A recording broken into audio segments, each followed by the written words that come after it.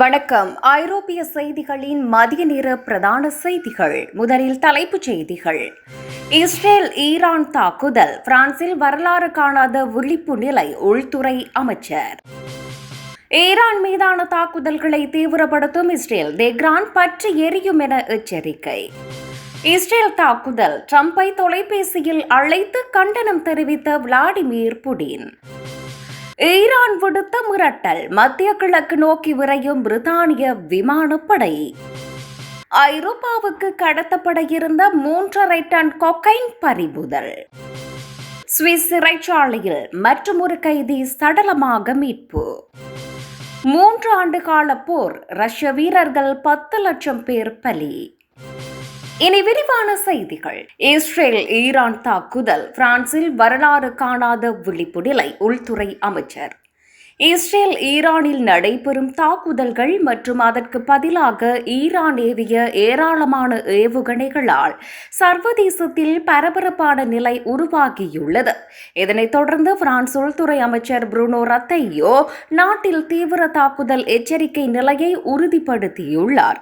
பாதுகாப்பு அதிகரிக்கப்படும் இடங்கள், இஸ்லாமிய, யூத மற்றும் கிறிஸ்தவ வழிபாட்டு இடங்கள், பாடசாலைகள் மற்றும் கல்வி நிறுவனங்கள், நகராட்சி அலுவலகங்கள், நிறுவனங்கள், அரசு பணிமனைகள், கலை நிகழ்ச்சிகள், பெரும் நிகழ்வுகள், அருங்காட்சியகங்கள், பெரும் ஆய்வரங்குகள் ஆகிய அனைத்தும் இராணுவம், உளவுத்துறை சேவைகள் மற்றும் காவல்துறையினரால் கண்காணிக்கப்படும். இஸ்ரேல் ஈரானில் முக்கிய இராணுவ மற்றும் அணுத்தளங்களை தாக்கியது. அதில் உயர் இராணுவ தலைவர்கள் பலியானர். இதற்கு பதிலாக ஈரான் பல ஏவுகணைகள் மூலம் தாக்குதல் நடத்தியது. இதன் தாக்கம் பிரான்சையும் உள்ளடக்கிய ஐரோப்பிய நாடுகளில் பயங்கரவாத அச்சுறுத்தலாக மாறக்கூடும் என கருதி விஜி பைரேட் திட்டம் மீண்டும் அவசர தாக்குதல் எச்சரிக்கை நிலைக்குள் கொண்டுவரப்பட்டுள்ளது. பாதுகாப்பு நடவடிக்கையில் சென்டினல் என்ற ராணுவ பிரிவு முக்கிய பங்கு வகிக்கும். முக்கிய இடங்களை படையுடன் நேரடி கண்காணிப்பு செய்யப்படும். ஈரான் மீதான தாக்குதல்களை தீவிரப்படுத்தும் இஸ்ரேல், தெஹ்ரான் பற்றி எரியும் என எச்சரிக்கை. ஈரான் மீதான வான்வெளி தாக்குதல்களை இஸ்ரேல் தீவிரப்படுத்தியுள்ளது. இஸ்ரேலிய குடிமக்கள் மீது ஏவுகணை தாக்குதல்களை தொடர்ந்தால் தெஹ்ரான் பற்றி எரியும் என்று இஸ்ரேல் எச்சரித்தது. இஸ்ரேலிய ராணுவம் ஈரானில் 150க்கும் அதிகமான இடங்களை குறிவைத்து தாக்கியது. அண்மைய தாக்குதல்களில் மேலும் 3 ஈரானிய அணுசக்தி விஞ்ஞானிகள் கொல்லப்பட்டதாக கூறப்பட்டது. இதுவரை 9 அறிவியலாளர்கள் தாக்குதல்களில் உயிரிழந்துள்ளனர். பேரழிவை ஏற்படுத்தும் ஆயுதங்கள் பெறும் ஈரானின் ஆற்றலுக்கு இது பேரடி என இஸ்ரேல் கூறியது. இதற்கிடையே இன்று காலை ஈரான் சுமார் 200 ஏவுகணைகளை பாய்ச்சியதாக இஸ்ரேல் குறிப்பிட்டுள்ளது. இதில் குறைந்தது 3 பேர் உயிரிழந்த நிலையில் பலர் காயமடைந்தனர். இஸ்ரேல் நேற்று நடத்திய தாக்குதலுக்கு அது பதிலடி என்று ஈரான் கூறியது. இஸ்ரேல் மீதான தாக்குதல்களை நிறுத்துவதற்கு உதவினால் வட்டாரத்தில் உள்ள அந்நாடுகளின் படைத்தளங்களும் கப்பல்களும் குறிவைக்கப்படும் என்று பிரிட்டன், அமெரிக்கா, பிரான்ஸ் ஆகியவற்றை ஈரான் எச்சரித்துள்ளது. இஸ்ரேல் தாக்குதல், ட்ரம்பை தொலைபேசியில் அழைத்து கண்டனம் தெரிவித்த விளாடிமிர் புடின். அமெரிக்க ஜனாதிபதி டொனால்டு ட்ரம்பை தொடர்பு கொண்டு 50 நிமிடங்கள் பேசிய விளாடிமிர் புடின் ஈரானுக்கு எதிரான இஸ்ரேலிய ராணுவ நடவடிக்கையை கண்டித்துள்ளார். அமெரிக்க ஆதரவு இஸ்ரேலின் இந்த நடவடிக்கைகளால் போர் மூலம் அபாயங்கள் குறித்தும் விளாடிமிர் புடின் கவலை தெரிவித்துள்ளதாக கூறப்படுகிறது. ரஷ்ய ஜனாதிபதி மாளிகை உதவியாளர் யூரி உசாகோவ் தெரிவிக்கையில், ஈரானுக்கு எதிரான இஸ்ரேலின் ராணுவ நடவடிக்கையை விளாடிமிர் புடின் கண்டித்ததோடு மத்திய கிழக்கில் கணிக்க முடியாத விளைவுகளை இஸ்ரேலின் இந்த நடவடிக்கை ஏற்படுத்தக்கூடும் எனவும் புடின் கவலை தெரிவித்ததாக குறிப்பிட்டுள்ளார். அது மாத்திரமன்றி மத்திய கிழக்கில் நடக்கும் நிகழ்வுகள் மிகவும் கவலை அளிக்கும் வகையில் இருப்பதாக ட்ரம்ப் தெரிவித்ததாக யூரி உசாகோவ் குறிப்பிட்டுள்ளார். ஆனால் ஈரானின் அணுசக்தி திட்டம் குறித்த பேச்சுவார்த்தைக்கு அவர்கள் திரும்ப வேண்டும் என இரு தலைவர்களும் கூறியதாக உசாகோவ் தெரிவித்துள்ளார். அமெரிக்க தரப்பு பேச்சுவார்த்தையை தொடர தயாராகவே இருப்பதாக அறிவித்திருந்தும் அமெரிக்க ஆதரவு இஸ்ரேல் முன்னெடுத்த தாக்குதல்களை அடுத்து ஞாயிறன்று நடக்க இருந்த பேச்சுவார்த்தையை ஈரான் ரத்து செய்துள்ளது.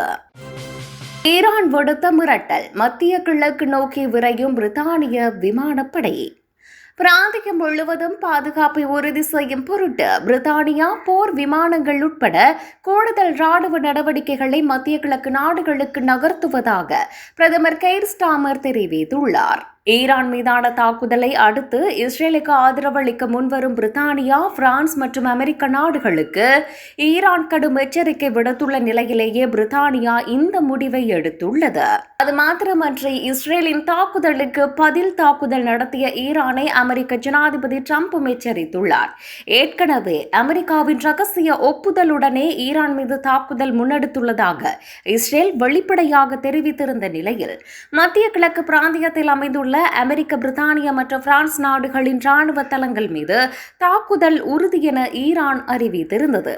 மட்டுமன்றி 2000 ஏவுகணைகள் தயார் நிலையில் இருப்பதாகவும் மத்திய கிழக்கு நாடுகளை தீக்கிரையாக்கும் அமெரிக்க ஆதரவு இஸ்ரேலுக்கு உரிய முறையில் பதிலளிக்கப்படும் எனவும் ஈரான் ராணுவம் அறிவித்துள்ளது. ஐரோப்பாவுக்கு கடத்தப்பட இருந்த 3.5 டன் கொக்கைன் பறிமுதல். ஐரோப்பாவுக்கு கடத்தப்பட இருந்த 3450 கிலோ கொக்கைன் பறிமுதல் செய்யப்பட்டுள்ளது. மத்திய அமெரிக்க நாடான கோஸ்டா ரிகா நாட்டில் இருந்து ஐரோப்பாவுக்கு கடத்தப்பட இருந்த சுமார் 3.5 டன் கொக்கைன் போதைப் பொருளை போலீசார் பறிமுதல் செய்தனர். சான் ஜோஸ் துறைமுகத்திலிருந்து பெல்ஜியத்தில் உள்ள ஆன்வெர்ப் துறைமுகத்துக்கு அனுப்பப்பட இருந்த பள்ளங்கள் அடங்கிய கண்டெய்னரில் ஏராளமான கொக்கைன் பாக்கெட்டுகள் மறைத்து வைக்கப்பட்டிருந்ததாக போலீசார் தெரிவித்தனர். நவீன ஸ்கேனர்கள் மூலம் கடத்தல் கொக்கைன் கண்டுபிடிக்கப்பட்டதாகவும் சான் ஜோஸ் கண்டெய்னர் துறைமுகத்தில் இவ்வளவு அதிக கொக்கைன் பறிமுதல் செய்யப்பட்டது இதுவே முதல் முறை எனவும் அவர்கள் தெரிவித்தனர். சுவிஸ் சிறைச்சாலையில் மற்றும் ஒரு கைதி சடலமாக மீட்பு. சுவிஸின் போஸ்விஸ் சிறைச்சாலையில் 27 வயது மொரோக்கோ நபர் ஒருவர் அவரது அறையில் சடலமாக கண்டுபிடிக்கப்பட்டுள்ளார். விண்டதர் அன்ட்லாண்ட் பொது வழக்கறிஞர் அலுவலகம் விசாரணையை தொடங்கியுள்ளது. கண்டோனல் காவல்துறை மற்றும் அரசு வழக்கறிஞர் அலுவலகத்தின் விசாரணைகளில் 3ஆம் தரப்பினரின் ஈடுபாட்டிற்கான எந்த ஆதாரமும் இல்லை. நடந்து கொண்டிருக்கும் விசாரணையை கருத்தில் கொண்டு மேலதிக தகவல்களை வழங்க முடியாது என அறிவிக்கப்பட்டுள்ளது. 3 ஆண்டு கால போர். ரஷ்ய வீரர்கள் 10 லட்சம் பேர் பலி. ரஷ்ய வீரர்கள் 10 லட்சம் பேர் கொல்லப்பட்டதாக உக்ரைன் ராணுவம் தெரிவித்தது. நேட்டோவில் இணைய உக்ரைன் முயற்சி செய்ததை எதிர்த்த ரஷ்யா உக்ரைனுக்கு எதிராக போரில் ஈடுபட்டது. இரு நாடுகளுக்கும் இடையேயான போரை நிறுத்த பல்வேறு நாடுகள் தொடர்ந்து கோரிக்கை விடுத்து வரும் நிலையில் அதனை ரஷ்யா கண்டுகொள்வதாக இல்லை. இந்த நிலையில் 3 ஆண்டு கால போரில் ரஷ்ய வீரர்கள் 10 லட்சத்திற்கும் மேற்பட்டோர் பலியானதாக உக்ரைன் ராணுவம் தெரிவித்துள்ளது. உக்ரைனுடன் 2022 பிப்ரவரி 24ஆம் தேதியிலிருந்து ரஷ்யா போர் நிகழ்த்தி வரும் நிலையில் இதுவரையில் 10 லட்சத்திற்கும் மேற்பட்ட ரஷ்ய ராணுவ வீரர்கள் உயிரிழந்ததாகவும் அவர்களில் 2.5 லட்சம் பேர் கொல்லப்பட்டதாகவும் இங்கிலாந்து பாதுகாப்பு அமைச்சகமும் வியாழக்கிழமை தெரிவித்தது.